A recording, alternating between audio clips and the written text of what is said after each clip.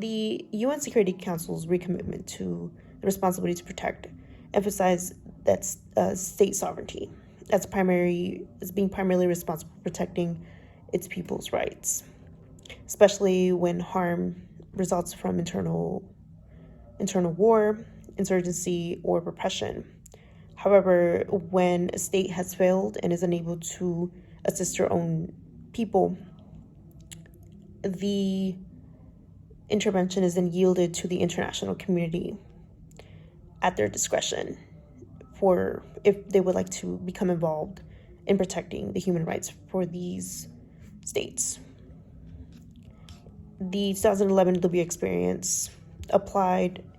a modern implementation of the responsibility to act. As it was noted early on, Gaddafi's government was fueling the worst forms of violence and persecution against peaceful protesters, which caused the United Nations to close the gap between the governmental crackdowns on its own people by introducing some incremental steps in implementing arms embargoes, holding officials, sanctioning officials, and even from the African Union by distancing themselves from Libya. The resolutions 1970 and 1973 from the UN Security Council invoked the Responsibility to Protect Act, which authorized the use of force to protect the Libyan population. The NATO-led alliance conducted airstrikes against military targets, which then caused intense fighting in Tripoli that eventually fell to the rebel forces, and Gaddafi's government did collapse in August of 2011. Lessons learned from Libya are, especially because Gaddafi felt threatened due to the Arab Spring in 2011, he wanted to crack down on any opposition. It is important to note that states, especially UN Security Council members, need to be in agreement and need to make decisions at a consensus, because when there's stalling, there is opportunity for more killings of civilians. Gives the governments more time to strategize as to how they can cause more harm to their populations. And at this point, the US and their close allies, they relied more on their moral interests than their international interests, which caused them to have a quicker response in this matter. Some of the issues that are important to note in Libya are the lack of effective transitional government after the Gaddafi government fell,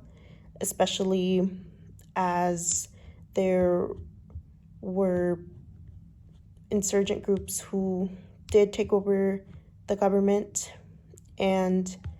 nearly after a decade of fighting, over 270,000 people